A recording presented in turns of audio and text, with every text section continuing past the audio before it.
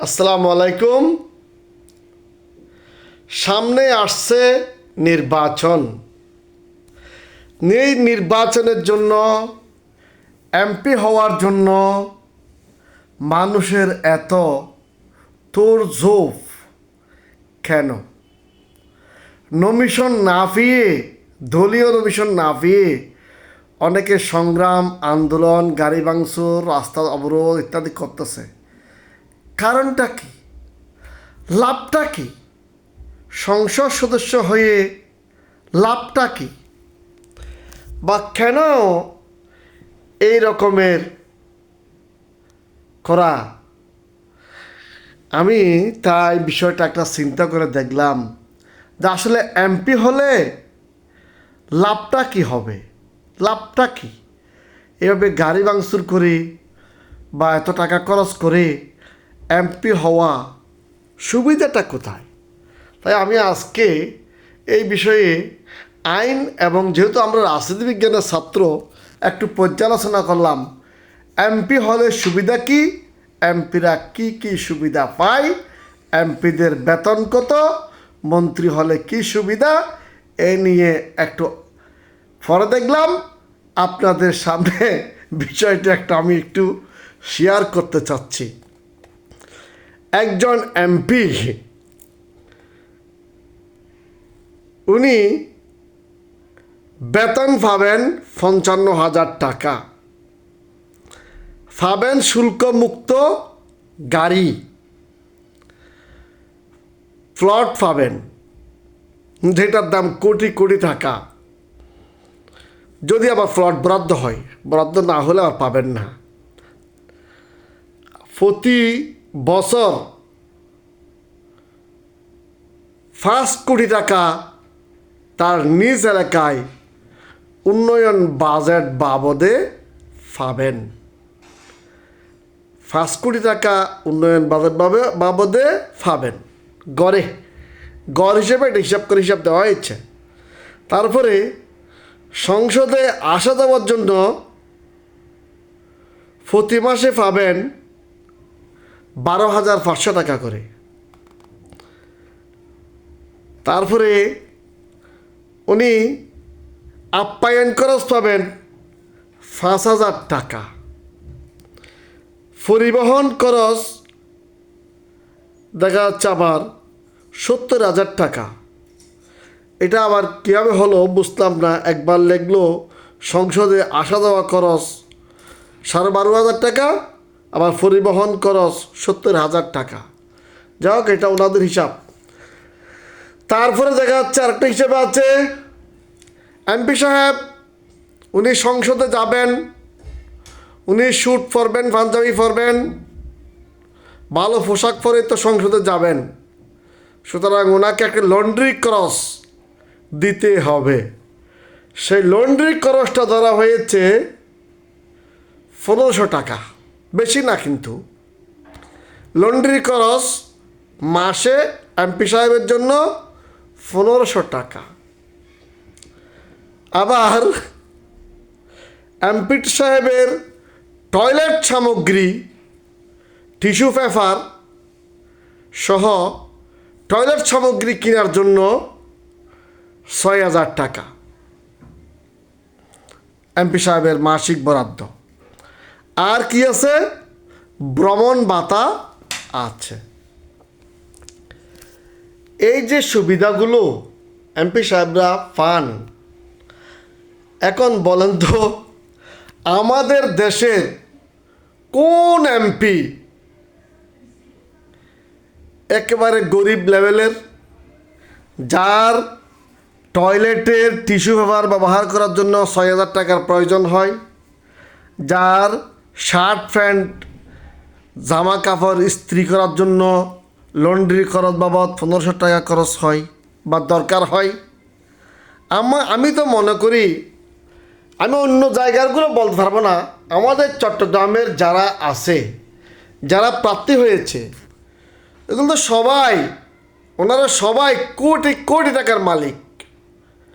এখন এই যে এমপি সাহেবরা যে লন্ড্রি খরচ বাবদ ১,৫০০ টাকা নেবেন, টয়লেটে টিস্যু কেনার জন্য 6,000 টাকা করে প্রতি মাসে নেবেন, তারপরে নাস্তা বাবদে 5,000 টাকা প্রতি মাসে নেবেন।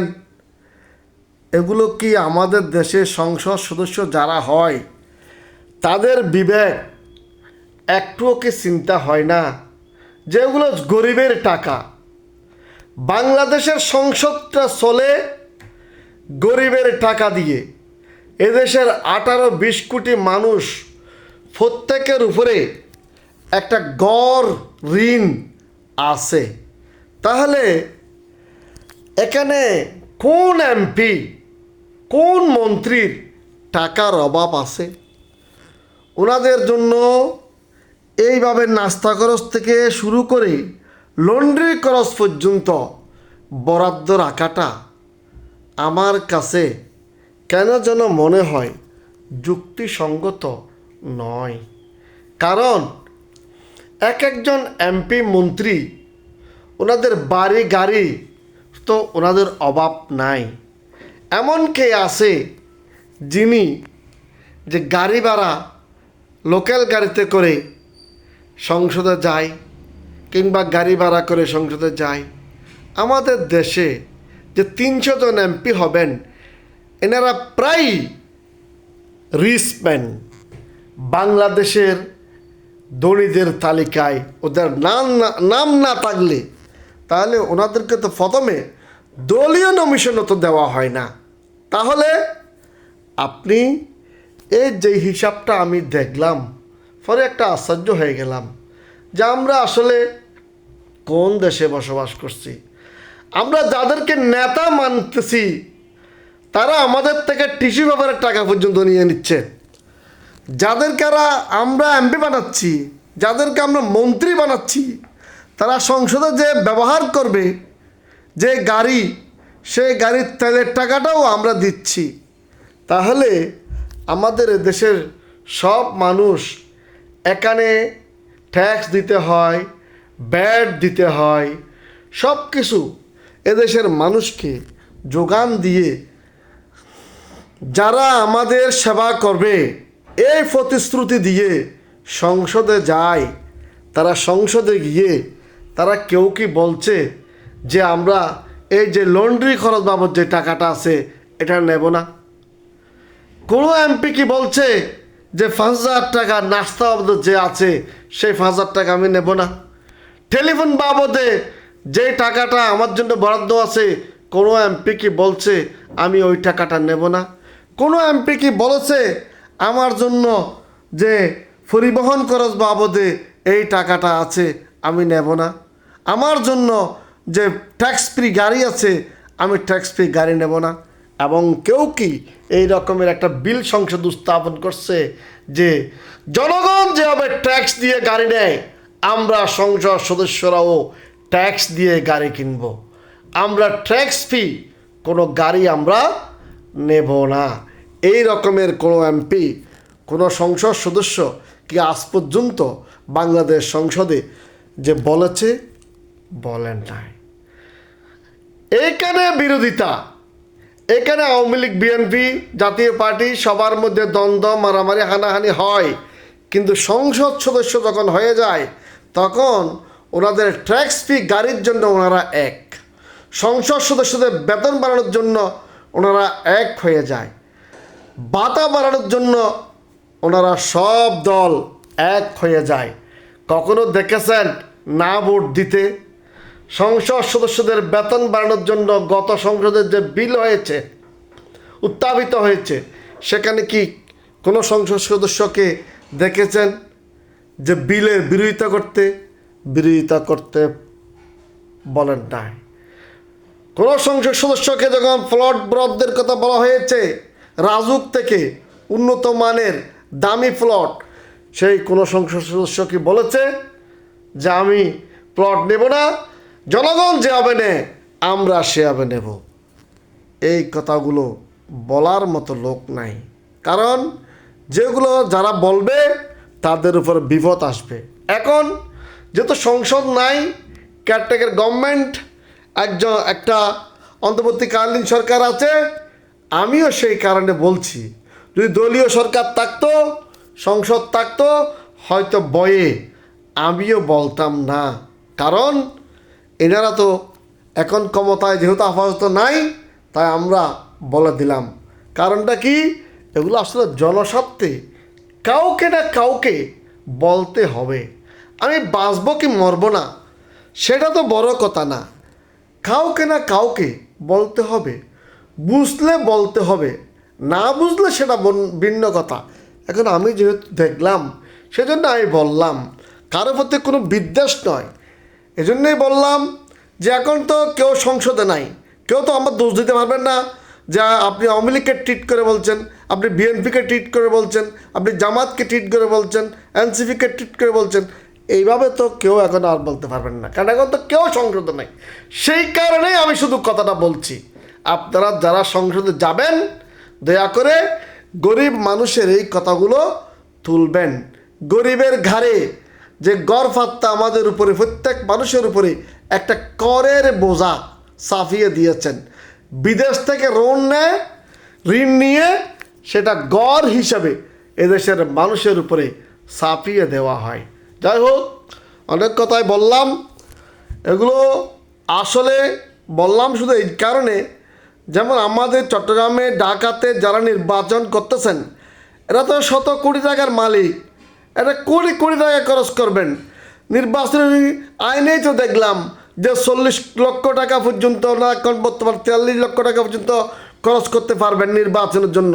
তাহলে আপনি যদি এত লক্ষ টাকা খরচ করতে পারবেন, তাহলে টিস্যু পেপারের জন্য আপনি টাকা নেবেন কি জন্য? আপনি লন্ড্রিতে আপনি কাপড় ধুলাই করবেন, সে কাপড় ধুলাইয়ের জন্য আপনি টাকা নেবেন কি জন্য? আপনি একজন সংসদ সদস্য, আপনি একজন মন্ত্রী, আপনি একজন এমপি, আপনি সংসদ সদস্য হয়ে, আপনি একজন মন্ত্রী হয়ে আপনি কাপড় ধুলাইয়ের টাকা জনগণ থেকে নেওয়া, এটা কি শোভা পায়? লন্ড্রি টিস্যু পেপার কেনার জন্য জনগণ থেকে টাকা নেওয়া, এটা কি আপনার শোভা পায়?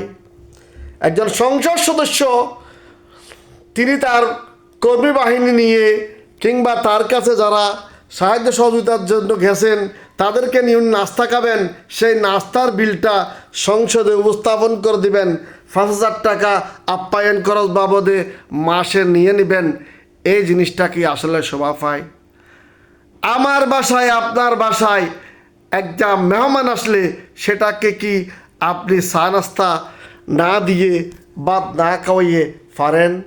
তাহলে একজন এমপি, আপনি আপনার কাছে কিছু শুভাকাঙ্ক্ষী আসলো, কিছু দলীয় নেতাকর্মী আসলো, তাদেরকে আপনি চা নাস্তা খাওয়াইলেন, ওই চা নাস্তার বিলটা আপনি সংসদে পৌঁছাইয়া দিলেন। আপনি সংসদ থেকে 5,000 টাকা করে চা নাস্তার বিল নিয়ে নিলেন।